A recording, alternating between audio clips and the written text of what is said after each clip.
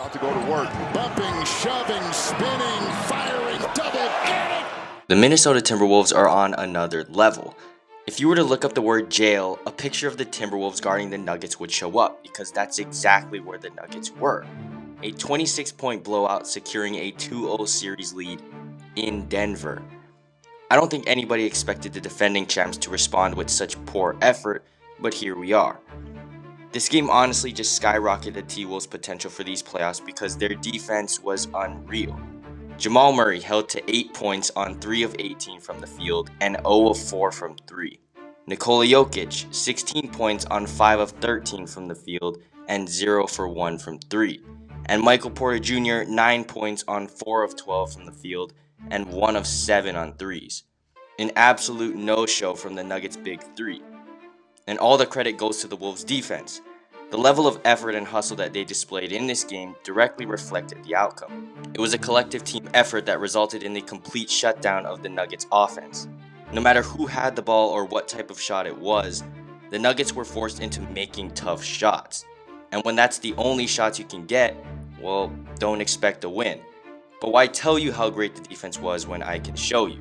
Here's Nickeil Alexander-Walker locking up Aaron Gordon. And right here, when Gordon is about to shoot, he's met at the rim with multiple contests. Same thing here.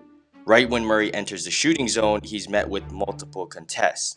Again, multiple contests. And again. Not only was the paint off limits due to the swarming defense, but the switching ability of Minnesota's bigs is extremely valuable. Here's Naz Reid on a switch with Murray, and he sticks with Jamal the whole time for the block. Building upon stops like these just continues to fuel the T-Wolves to keep the Nuggets in the ground. Almost the entire Nuggets team could not hit a bucket. They shot a collective 35% from the field and 30% from 3. A complete meltdown. The Nuggets really weren't doing themselves any favors with their defense either. It was almost like the Nuggets suddenly believed that defense was no longer a thing. I mean, the T-Wolves were just picking them apart, like in this play. Here's Anthony Edwards. He comes up for a DHO with Kyle, gets Holiday in the air, and then just a simple give and go for an open dunk. This is where the Wolves gained the advantage because unlike the Nuggets, the Wolves led by Ant and Cat executed throughout the game. There were times of slip-ups, but they never let the game get out of their control. And the game was pretty much over halfway through the second quarter. I mean, when Ant is hitting shots like this, bumping, shoving, spinning, firing, double, get it! It's basically over for the Nuggets.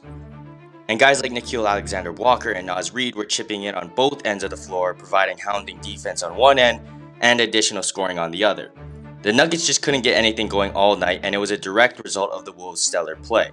From the jump, it was clear that one team was hungry for the win, and the other didn't even know they were playing a game. The Nuggets simply were not ready to play a team as lively as the Timberwolves, and they are paying for it dearly now being down 0-2 with no home court advantage. After seeing the potential this Wolves team has now after basically obliterating the defending champion Nuggets on their home floor, I don't see how the Nuggets can win this series if the T-Wolves continue to play this level of basketball. Murray and Jokic will truly be tested in Game 3 as they have to win that in Minnesota if they have any intentions of winning another ring. It will definitely be an interesting Game 3.